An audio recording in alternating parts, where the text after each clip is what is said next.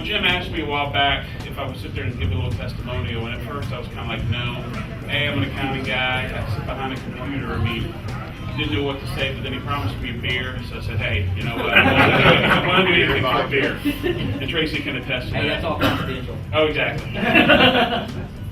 Actually, I tell you, the interesting thing is that being in this role of being the VP of Finance, and we're a small surgical hospital. We're a 9-bed surgical hospital on the campus of Presby, Dallas.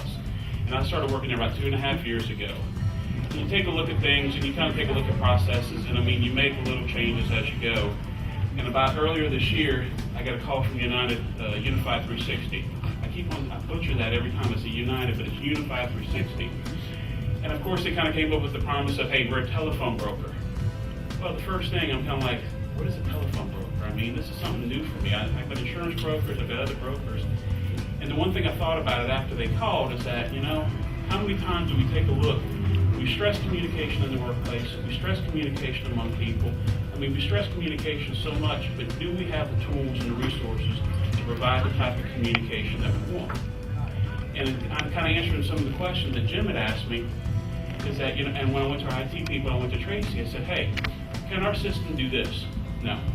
Can our system do this? No. And every question that I asked about what we wanted out of this system, they kept on saying no.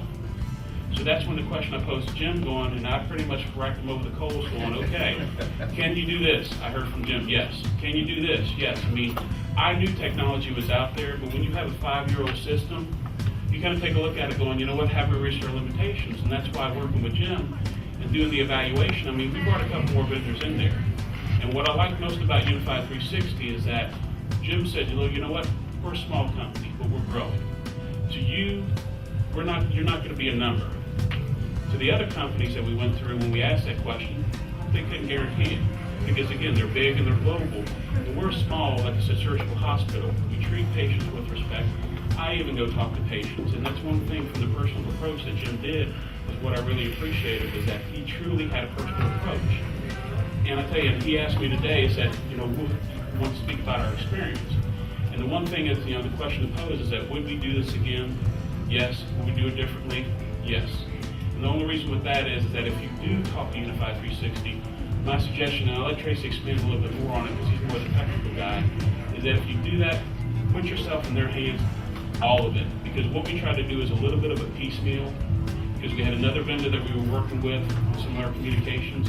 We gave Unified 360 a big chunk of it, and the problem was is that we had somebody that didn't want to play nice with us. But Jim came back in, Tracy came back in, and I'm usually the bad cop, but they were even the worst cop to dealing with this company. And I mean, they fixed it. I mean, I tell you, Jeff here, Jeff came in there and kind of dazzled me with all that time technical speak, because again, I'm not a technical person. But they came in and said, hey, you know what? They told the company, you need to get this, this, and this if you want to do business with them.